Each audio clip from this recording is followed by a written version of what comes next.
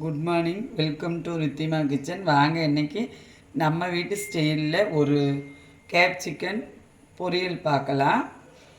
நான் 4 கேப்சிக்கன் எடுத்து வச்சுருக்கேன், மீடியம் சைஸு. அதுக்கு நான் 2 பெரிய வெங்காயம் எடுத்து வச்சுருக்கேன். இந்த ரெசிபி பருப்பு கடையிறது, பாசிப்பயிறு, கொள்ளு எல்லாத்துக்கூட இந்த கத்திரிக்காய் பொரியல் போல் இது மேட்ச் ஆகும். வாங்க பார்த்துடலாம். நான் எண்ணெய் 2 ஸ்பூன் ஊற்றிருக்கேன். அஞ்சரை பெட்டி கரண்டியில் 1 ஸ்பூன் கடுகு போட்டு போகிறேன்.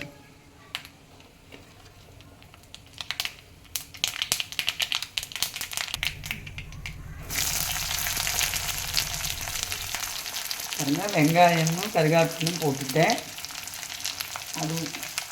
அது ஒரு வணக்கி விட்டுட்டு பின்ன கேப்சிக்கன் போட்டுட்டேன். பாருங்கள், கேப்சிக்கன் போட்டுக்கிறேன். இதுக்கு தண்ணி தொளிக்கக்கூடாது. உப்பு கூட கொஞ்சம் ஒரு பாதி கேப்சிக்கன் வெந்த விட்டு தான் நம்ம உப்பு போடணும்.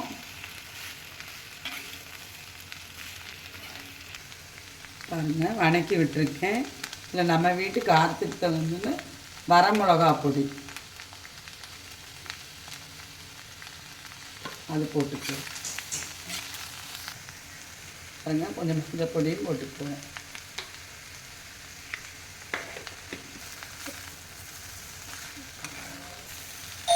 கேப்சிக்கன் நிறையா விதமாக வைக்கலாம். நம்மளோட வீட்டு சாப்பாட்டுக்கு தகுந்த முறை கத்திரிக்காய் பொரியல், உருளைக்கிழங்கு பொரியல் எல்லாம் வைக்கிற போல் இது ஒரு பொரியல். வேகட்டும், பார்க்கலாம். பாருங்கள், இந்த கேப்சிக்கனுக்கு மூடி போடக்கூடாது. மூடி போட்டால் வேகமாக தண்ணி விட்டுரும்.